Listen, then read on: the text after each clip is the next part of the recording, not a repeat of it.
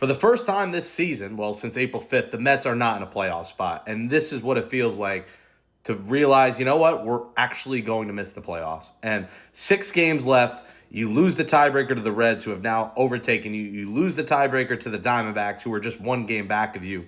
And now the Mets are backed in a corner where they're going to be scoreboard watching, and they have to go out and beat the Cubs in Chicago, and they have to go out to beat the Marlins in Miami. And we know what the Marlins do the last week of a collapsing season of the Mets. And by the way, the Marlins are playing great baseball right now and look like a team that has interest in the playoffs. And so do the Reds. The Mets, they don't look like one.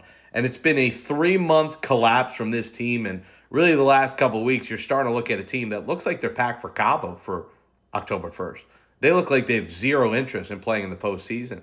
Defensive mishaps, brutal managing job by Carlos Mendoza, who should be fired when the season is over. This roster is going to look very different, especially if they miss the playoffs. And I think even if they make it and lose in the wild card round, it's going to look different.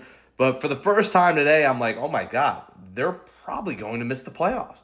And I know it's been a slide, and everyone said you should have known this before. And, you know, there's always in the back of my head, I'm like, yeah, there's a good chance they might miss the playoffs. Today, I'm like, they're going to miss the playoffs. And it would take the Reds losing to the Pirates in Cincinnati this week for the Mets now to make it. I mean, they need crazy things to happen now. And this is the first day you come to that realization with the disaster yesterday at Citi Field in a game that the Nationals handed to the Mets on a silver platter and lost. Today, the hacky sack game where Jacob Young hacky sacks a ball and catches it and then robs a home run. I mean, everything that could go wrong is going wrong. And the 2025 Mets are going to be one of the most disappointing teams in franchise history. There's no other way around it. You don't put this much money, this much time, this much energy in a record-breaking attendance year where over 3 million fans showed up, the most in Citi Field history, sellouts every night, top 5 attendance in baseball. For what? For a team that's going to finish right around 500 and miss the 3rd wild card? It's embarrassing. Heads will roll, and Steve Cohen's going to have to make massive changes. And a lot of them you might not like, from players you might love.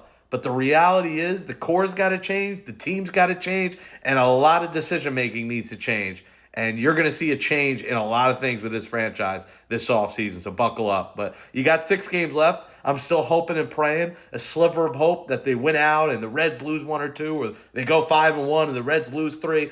It's not good, though. The tiebreakers crush them. They got lucky. They won the tiebreaker over the Diamondbacks last year, but they don't have the tiebreaker over the D-backs or Reds this year. And it sure looks like next Sunday after the Mets game, we're going to be looking at a team that's not in the postseason, and that's completely unacceptable.